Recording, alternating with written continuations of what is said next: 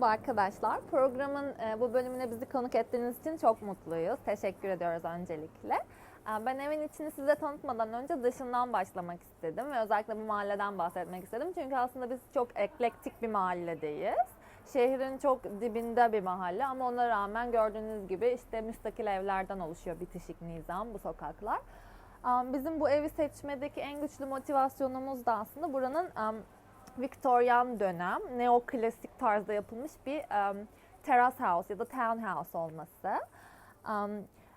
Ön cephede, arka fasadda her şey çok sade yapılmış. Dolayısıyla onlara biz hiç dokunmadık. Eski bir tarzda yaşayan bir ev olduğu için de aslında sadık kalmaya çalıştık seçimlerimizde.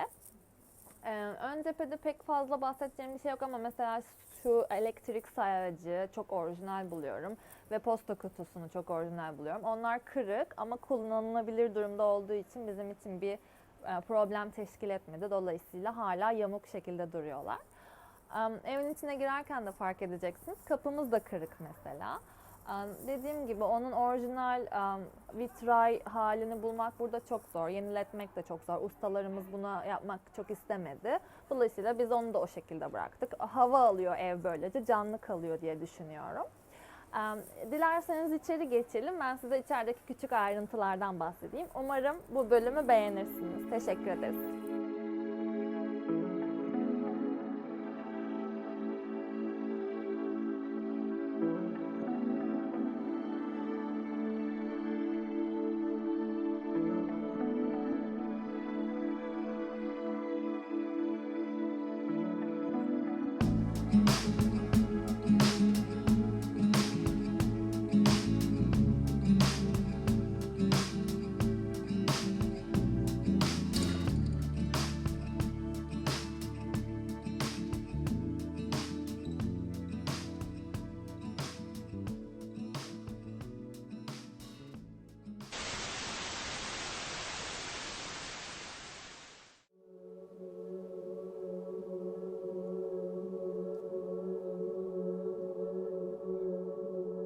Duvarın sıvalarına hiç dokunmamaya çalıştık evin bu bölümünde. Dolayısıyla duvarlarımız dökülüyor ama bence bu dediğim gibi 100-200 yıllık bir ev olduğu için evin ruhuna uygun bir şey gibi düşünüyorum. Maddenin hareketi gibi düşünüyorum.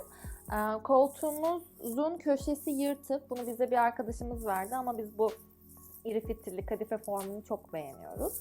Bunun bu doğal ve iddiasız formunu birazcık şu renkli kırlentlerle yumuşatmaya çalıştık evin bu köşesinde. Şurada gördüğünüz kapıları Eminönü'ndeki bit pazarından çok uygun fiyata bulduk. Sehpamızı sokaktan bulduk. Aslında bütün elektronik eşyalarımızı bir nevi sokaktan bulduk diyebilirim. Televizyonumuzun özellikle LED teknolojide olmasını istiyorduk. Çünkü en yeni teknoloji çok hoşumuza gitmiyor. Dolayısıyla onun da çöp atma gününde bize denk gelmesi çok büyük şans oldu aslında.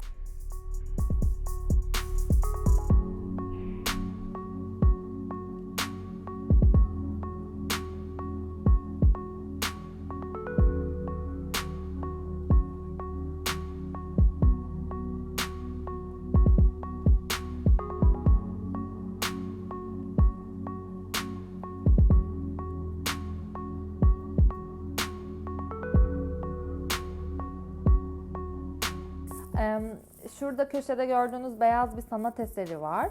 Evin ruhuna aykırı modern bir hava katıyor. Onu da aslında ustama kalan parçalardan kestirdim. Bence çok orijinal oldu. Çok beğeniyorum.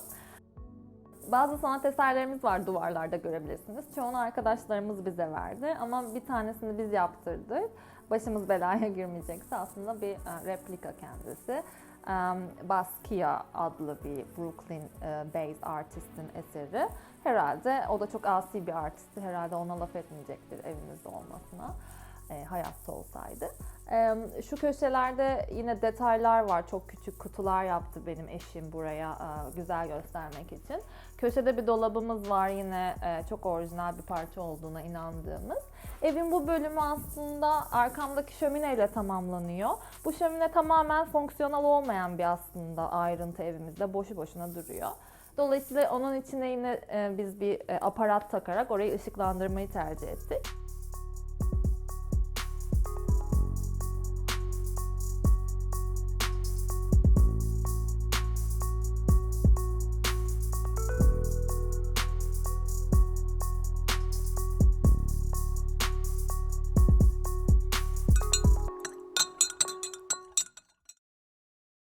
Merhaba arkadaşlar. Evin bu bölümünü sizlere ben anlatacağım. Burada tavanımızda bir delik oluşmuş durumda. Bu tamamen doğal bir oluşum ve doğa harikası. Tesla falan bile geldi, bakmak istedi ama $50 verip gönderdik onları. Buradan gerekli suyu alıp doğadan sular kesildiğinde birbirimize kese atıyoruz arkada. Biz çok memnunuz bu delikten. Yaklaşık yarıçapı 2,5 santimetre olmakla birlikte gerçekten kendisi doğa harikası.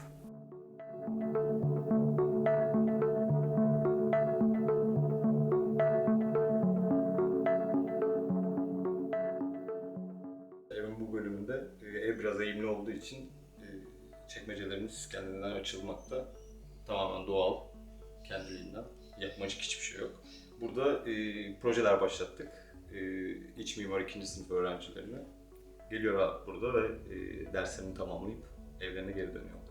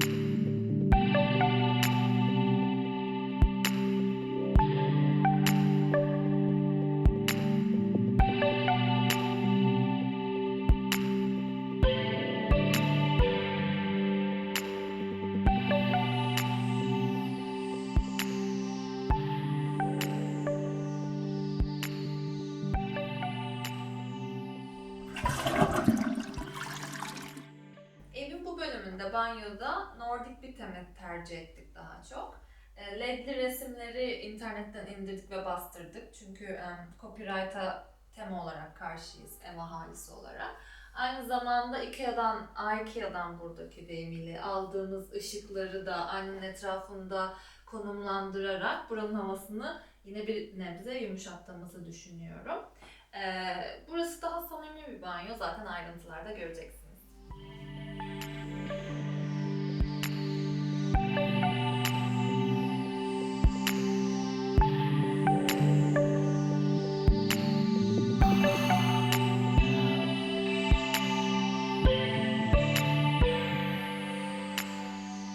Bu bölümde evin ikinci katındayız. İkinci katta doygunluğu azaltılmış tonlar tercih etmeye çalıştık. Yine bir huzur versin bizlere diye. Biz geldiğimizde yerleri ikinci katın Halıflex'te olduğu gibi. Çünkü Avustralyalılar çok seviyor Halıflex'i. Nedenini bilmediğimiz bir şekilde. Ama biz de yumuşak dokuları sevdiğimiz için ona hiç dokunmadık. burayı ham bıraktık diyebilirim aslında. Aynı zamanda küflü tavanlarımızı göreceksiniz. Biz küfün sağlığa zararlı olduğu teorisine ailecek karşıyız. Dolayısıyla buranın yaşayan bir ev olmasını istediğimiz için de küfleri olduğu gibi bıraktık yine. Çiçeklerimizdeki sinekler de duruyor. Onları da ellemiyoruz. Çünkü bizim evimizde yaşayan her canlı organizmanın bir yeri olabilecek, barınabileceğini düşünüyoruz. Kokroçlar hariç. Örümceklerden de biraz korkuyoruz. Kokroç bomblar görebilirsiniz orada burada ama sonuçta her canlı bence yaşamalı. Biz aslında Covid'in de olmadığını düşünüyoruz ama bu başka bir programın konusu takdir edersiniz ki. Dediğim gibi burayı yine çok dokunmadan muhafaza etmeye çalıştık. Birazcık sallanıyor eski bir ev olduğu için ama bu da bizde şey duygusu uyandırıyor. Evet, burada bir sürü yaşanmışlık var ve biz çok şanslıyız. Değil mi? Hı hı.